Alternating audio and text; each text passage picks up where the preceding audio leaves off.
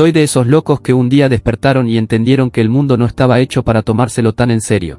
Y si alguien encarna esa filosofía con descaro, es este tipo al que muchos le atribuyen más vidas que decisiones correctas, más discos que recuerdos y más polémicas que respiros. No es mito, entre baladas rabiosas, confesiones disfrazadas de poesía y esas melodías que parecen llamadas perdidas de un amor que salió mal, este señor ha dejado mensajes más sugestivos que cualquier terapeuta de madrugada. Y lo mismo te lanza un tango que parece heredado de un porteño del 40, como te suelta una cumbia insolente, un reggae que huele a humo, un rock que raspa o un ranchero que parece cuento de cantina. Todo sin cambiar de copa. Pero detrás de esa estela artística hay un costado que quema, un expediente lleno de controversias que superan en número a sus aplausos, y una colección de declaraciones que harían correr a cualquier encargado de prensa antes de que termine la frase.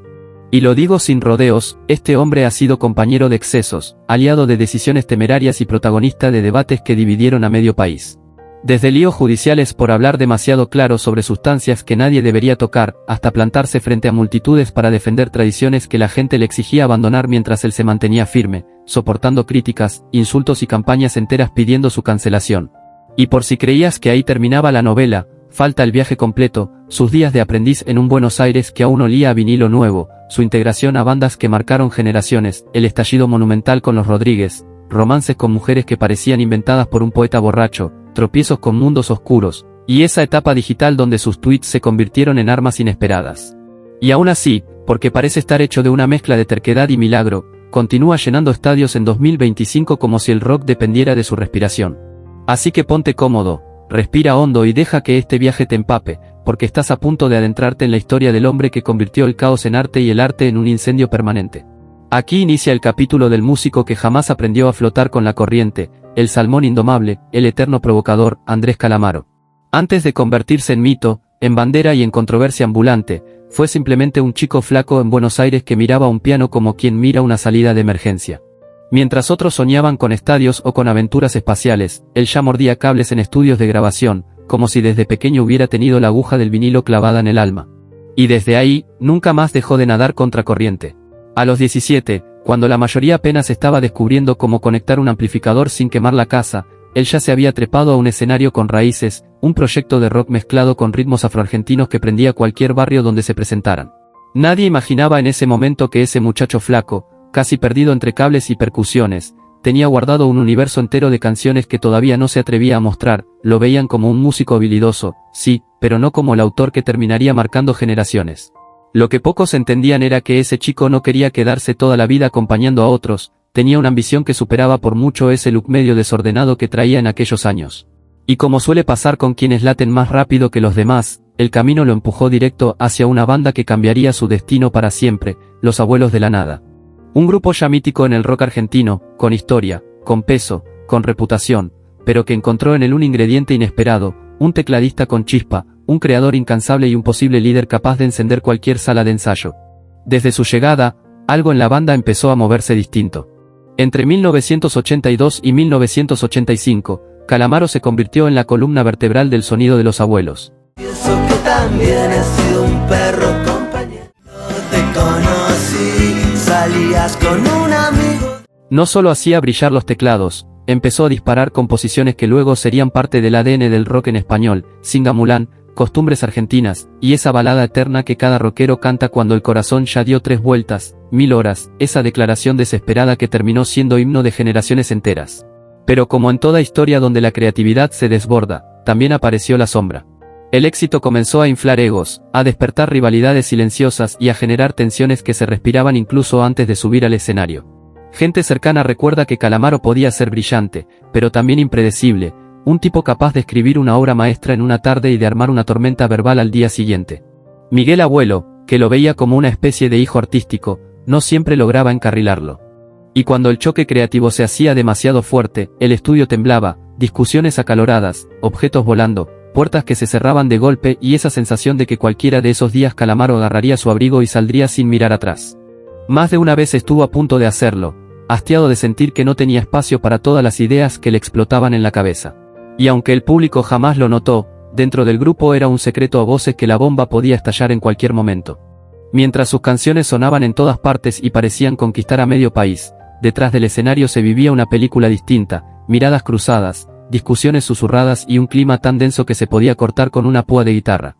Que si Andrés pedía más espacio para improvisar, que si alguien bajaba su sonido sin avisar, que si otro llegaba demasiado, entusiasmado, al show, el típico cóctel explosivo del rock argentino, siempre al borde de un drama que podía desbordarse en cualquier ensayo. El desenlace llegó en 1985, Calamaro dejó la banda con un portazo que aún resuena en las anécdotas del rock nacional.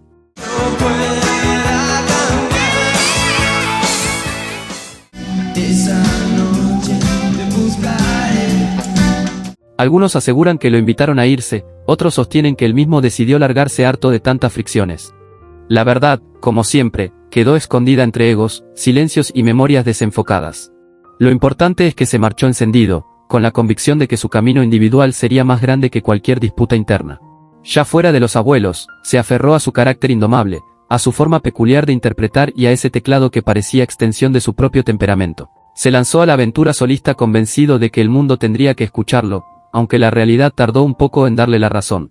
Hotel Calamaro, 1984, fue su primer intento formal, un disco extraño, melancólico, armado con sonidos que coqueteaban entre el pop, ciertos destellos de New Wave y una estética que confundía más de lo que seducía. No rompió récords ni levantó olas, pero dejaba claro que algo en él buscaba estallar. Después llegaron Vida Cruel de 1985 y Por Mirarte de 1988, trabajos más afilados, más seguros, más venenosos en sus letras, donde ya se intuía el calibre del autor en el que se convertiría. Eran álbumes que la crítica abrazaba, que los coleccionistas valoraban, pero que no lograban atravesar la frontera de lo alternativo para transformarse en fenómenos radiales. Andrés quería llegar a las masas, no quedarse solo en los oídos más obsesivos. Y como Argentina parecía cerrarle el paso, tomó la decisión que moldearía el resto de su historia, empacar lo poco que tenía, guardar sus canciones más íntimas en la maleta e irse a España.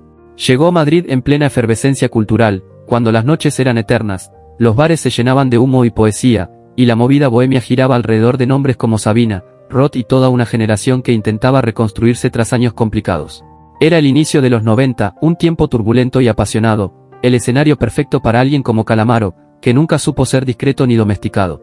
Instalado en esa ciudad que respiraba excesos, libertad y desorden creativo, Andrés se preparó para reinventarse una vez más, con la misma intensidad, la misma rebeldía y el mismo magnetismo caótico que lo acompañarían toda su vida. Los años 90 lo recibieron en Madrid como si la ciudad hubiera estado esperando a alguien exactamente como él, inquieto, contradictorio, capaz de incendiar un bar con una sola frase. Llegó decidido a reinventarse, pero sin renunciar a ese carácter volcánico que lo había acompañado desde siempre. Era imposible imaginar a Calamaro sin su gusto por el caos creativo, sin ese instinto de querer abrazar las espinas antes que las flores. Fue en ese nuevo territorio, entre noches interminables y calles cargadas de humo y tertulias, donde el destino le volvió a cruzar el camino con Ariel Roth, viejo cómplice de aventuras musicales y desvelos porteños. Entre copas que parecían no acabarse nunca, charlas que empezaban en filosofía y terminaban en carcajadas, y canciones que se escribían casi solas, nació la idea de un proyecto que pronto dejaría huella, Los Rodríguez. Un grupo que se transformó en su travesía más brillante, más libre y también más problemática, porque si algo define a todo lo que toca Calamaro es que, tarde o temprano, estalla en peleas, reproches y silencios incómodos. Pero antes de que los Rodríguez se convirtieran en fenómeno, Andrés ya venía cultivando su reputación de artista maldito. Era un tipo que vivía en modo insomnio, que pasaba madrugadas enteras llenando cuadernos con versos que parecían arrancados de un diario emocional sin candado. Se rodeaba de músicos excéntricos, modelos que vivían de noche, escritores que bebían más de lo que leían y personajes que se autoproclamaban pensadores solo porque sabían encender cigarrillos con estilo. Y entre ese universo bohemio, él seguía componiendo piezas que nadie grababa, pero que él defendía como si ya fueran clásicos en potencia. Su fe en sí mismo era tan inquebrantable como su caos. Y acertó, lo que venía era un incendio artístico. Los Rodríguez irrumpieron mezclando rumba, rock, tango, un toque flamenco y ese desorden encantador que solo podían hacer de músicos que no tenían nada que perder. Calamaro, al frente, cantaba como si estuviera reclamándole a la vida las cuentas pendientes, como si cada verso fuera un desafío, un reproche, un abrazo torcido. Instalado por completo en la capital española, dejó atrás la melancolía bonaerense y adoptó un sonido híbrido. Madrid le dio libertad, pero él le puso alma rioplatense. Así comenzó la travesía con Ariel Roth y una banda que parecía reunida por accidente pero diseñada para romper el molde. En 1991 publicaron Buena Suerte, el punto de partida de una época que lo catapultaría, lo desgastaría y, sobre todo, lo convertiría en leyenda. Nadie lo veía venir, ni siquiera ellos mismos, pero el golpe verdaderamente decisivo llegó cuando lanzaron Sin Documentos. Ese álbum era como una explosión envuelta en melodías, la canción homónima, Mi Enfermedad, Dulce Condena, piezas que se incrustaron en la memoria colectiva y que hoy siguen sonando en cualquier fiesta donde haya corazones despeinados por el desamor. Con ese disco, Calamaro dejó de ser un simple músico brillante para convertirse en un cronista del amor torcido, un tipo capaz de hablar de pasiones sin usar metáforas suaves, disparando frases que se sentían como bofetadas envueltas en poesía. Mientras otros cantaban sobre romances rotos con delicadeza, él lanzaba confesiones descarnadas como, quiero ser el único que te muerda la boca, y lo hacía con esa actitud despreocupada, cigarrillo en labios, aire de insolencia pura, como si la vida fuera un escenario improvisado y nada pudiera moverlo. Y probablemente así era, mientras las radios lo convertían en himno, él estaba más ocupado en vivir que en medir la repercusión de lo que decía. Pero donde realmente se incendiaba todo era sobre el escenario. Los Rodríguez no solo eran una banda, eran una pandilla en gira eterna. Llenaban recintos sin esfuerzo y celebraban cada noche como si al amanecer se fuera a borrar el mundo. El epicentro de ese caos organizado tenía nombre propio, la mítica Casa Bomba, el departamento madrileño donde Calamaro residía, componía y sobrevivía a un desfile constante de personajes. Por ahí pasaban músicos, actrices, poetas nocturnos, exparejas, proveedores de sustancias dudosas y hasta toreros que se perdían buscando la salida. Se armaban sesiones musicales interminables, dicen que llegaban a durar 2 días completos, donde la inspiración y el descontrol se mezclaban hasta que ya nadie sabía quién estaba componiendo y quién estaba solo intentando mantenerse en pie. En ese ambiente de locura creativa, el ego de Andrés se alimentaba sin límite. Ya no era el chico tímido detrás del teclado, ahora se había convertido en el punto de gravedad de toda esa tormenta, el hombre que cantaba como si estuviera confesando delitos sentimentales, el autor que aseguraba que escribir una canción era más sencillo que entregarse de verdad. Pero, como suele ocurrir cuando el éxito se vuelve demasiado grande, las grietas empezaron a aparecer. Las discusiones por dinero, las peleas por la dirección musical, los celos profesionales, los enredos amorosos, todo se mezcló hasta armar un cóctel que tarde o temprano tenía que estallar. Y estalló. Andrés comenzó a sentir que el grupo era una extensión de su propia visión, mientras Ariel Roth defendía que nadie era dueño del proyecto. 2 posturas irreconciliables, 2 temperamentos fuertes, y una banda que empezaba a fragmentarse justo en su mejor momento. Para 1996, el caos acumulado en los Rodríguez terminó explotando y el grupo se desarmó como esas parejas que ya ni discuten, solo recogen sus cosas y cierran la puerta sin mirar atrás. Cada integrante tomó rumbo propio, pero quien salió de ese derrumbe con más combustible emocional fue Calamaro, cargaba fama, conflictos sin resolver y un arsenal de ideas que pedían a gritos convertirse en música.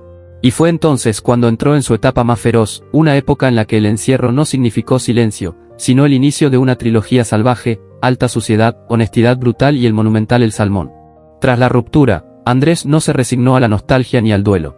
Se metió en el estudio como un animal que ha probado el filo del mundo y decide responder con arte.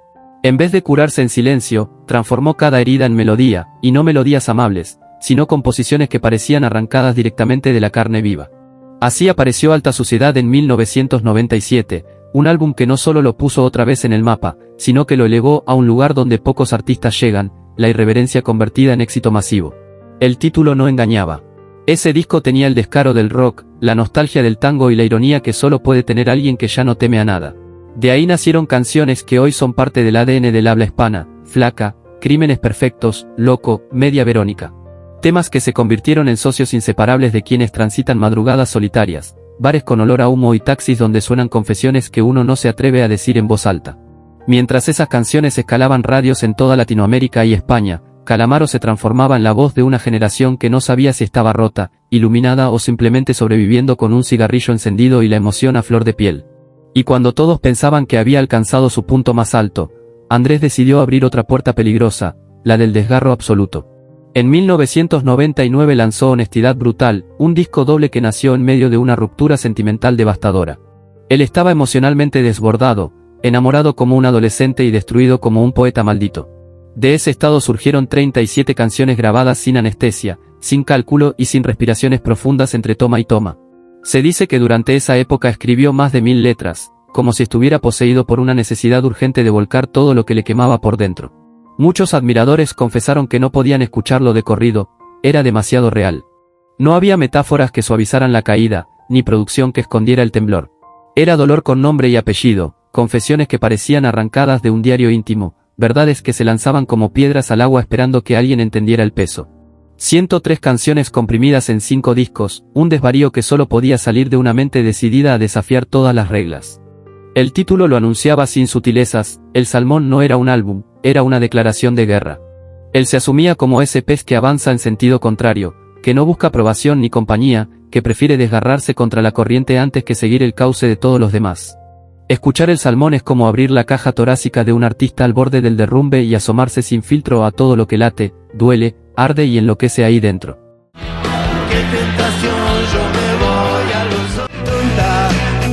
Todo en la vida se paga. En esa obra monumental conviven estilos que jamás deberían encontrarse en el mismo cuarto: boleros que huelen a cenicero, tangos teñidos de despecho, reggae con aliento a madrugada, rock que muerde, poesía que escupe, blasfemias disfrazadas de metáfora y desahogos que se sienten escritos por alguien que lleva semanas sin cerrar los ojos. Es un viaje por todos los rincones de una mente en combustión, una mezcla de ternura brutal, desprecio por la rutina, genialidad impulsiva y un vértigo emocional que no da respiro. La crítica reaccionó como suele hacerlo frente a lo imposible de clasificar: unos lo elevaron al Olimpo creativo, otros lo acusaron de exhibicionismo emocional. Nadie pudo ignorarlo. Era el testimonio sonoro de un tipo que se estaba fracturando. En vez de esconder las grietas, las convirtió en arte. Mientras las disqueras debatían si aquello era una obra maestra o un episodio psiquiátrico grabado en estéreo, Calamaro continuaba avanzando como siempre, sin pedir disculpas, sin bajar la mirada, sin dejar de sangrar música. La verdad es que, después de la implosión con los Rodríguez, Andrés había convertido el estudio en su confesor. Se encerró ahí no para lamer heridas, sino para convertirlas en canciones afiladas. No salió una súplica, no salió una tregua, salió Alta Suciedad, un disco que retumbó como un puñetazo en la mesa. Era un álbum que olía a verdad, a rabia, a intimidad desbordada. Cada tema parecía una historia escrita en servilletas arrugadas, cartas que nunca debieron enviarse, confesiones que solo se dicen cuando no hay nadie más en la habitación. De Alta Suciedad brotaron piezas que se volvieron parte del paisaje emocional de millones: Loco, Crímenes Perfectos, Te Quiero Igual y esa innegable bandera del desamor moderno, Flaca, que terminó tatuándose en media Latinoamérica. Mientras otros cantaban a romances idealizados, él prefería hablar del deseo que quema, de vínculos que hieren, de pasiones que no piden perdón. Y lo más impresionante es que aquello era apenas el comienzo. En esos años Calamaro era una hoguera, ardía por dentro, ardía por fuera, ardía cada vez que abría la boca. Estaba herido, estaba libre, estaba vivo de una forma desbordada. Cada verso se sentía como una forma de escupirle en la cara al sistema, a la industria, a los amores que lo traicionaron y a la vida misma que, sin quererlo, lo había convertido en leyenda. Después de esos versos que parecían escritos con nostalgia líquida, esas súplicas que mezclaban despedidas con recuerdos suspendidos en el tiempo, vino un salto al vacío sin paracaídas, honestidad brutal. Ese álbum doble, con 37 piezas desbordadas, era como abrir la puerta de un cuarto donde un hombre decidió dejar su alma tirada en el suelo. Venía atravesando un desgarro sentimental, noches interminables y una vida personal sostenida con alfileres. Grababa donde podía, habitaciones de hotel que olían a madrugada, salas improvisadas de amigos, rincones donde la soledad hacía eco. No importaba el espacio, solo importaba lo que temblaba por dentro. Los músicos que lo acompañaron cuentan que podía escribir compulsivamente, como si la inspiración fuera una fiebre que lo tenía ardiendo por dentro. Pero lo realmente desquiciado aún estaba incubándose. En el año 2000 reveló El Salmón, un proyecto gigantesco, 5 discos, más de 100 canciones y una avalancha emocional que solo él podía entender.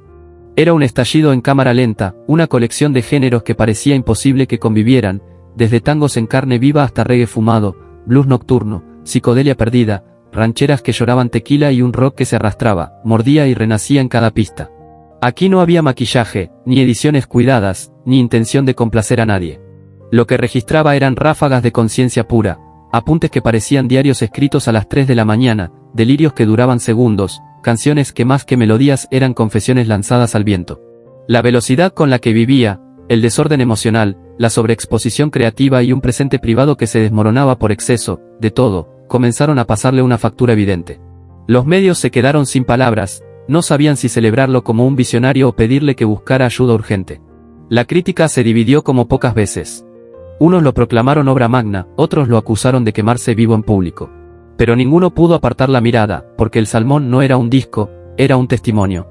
La bitácora de alguien que eligió sumergirse hasta el fondo, tocar las piedras del río y volver para contarlo todo, sin filtros, sin miedo, sin vergüenza. Y él mismo lo resumió mejor que nadie: prefería arriesgarse a reventar antes que quedarse a medias tintas. Era su forma de decir que lo suyo nunca fue la prudencia, sino esa intensidad que, para bien o para mal, lo convertiría en leyenda. La vida siempre pasa factura, y tarde o temprano hay que enfrentarla.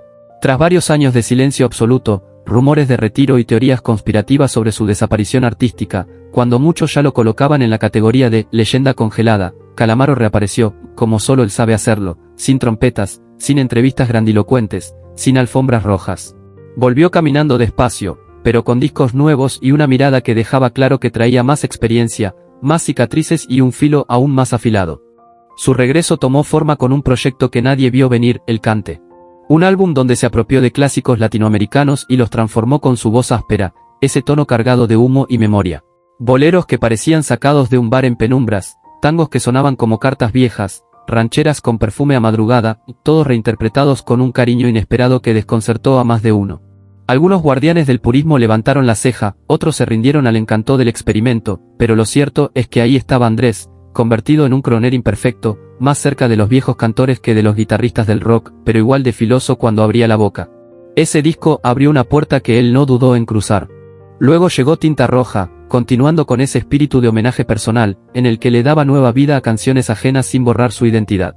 Y cuando la crítica empezó a sospechar que se había acomodado entre los covers, dio un volantazo y regresó con composiciones inéditas en la lengua popular. Ese álbum devolvió a escena al Calamaro que escribe con metáforas punzantes, ironía elegante y melodías que se quedan pegadas como tatuajes. Canciones como 5 minutos más o Carnaval de Brasil demostraron que la pluma seguía afilada, que el fuego no se había apagado y que todavía tenía con qué sacudir la industria. El reconocimiento no tardó, terminó levantando un Latin Grammy al mejor álbum vocal de rock, un premio que sonó a triunfo y a reivindicación después de años sin pisar un escenario. Luego vinieron On The Rock, Bohemio y Cargar la Suerte, trabajos muy distintos entre sí, pero todos atravesados por ese sello calamariano, elegante y callejero al mismo tiempo, melódico y cínico, impredecible pero siempre reconocible. Parecía haber hecho las paces con la industria, aunque sin someterse jamás, ahora jugaba en el sistema, pero sin olvidar que él imponía las reglas. Mientras su música encontraba nuevos rumbos, su vida sentimental volvía a ocupar titulares. Tras la separación de la actriz Julieta Cardinali, madre de su hija, el Salmón inició una relación muy comentada con la modelo Micaela Breque.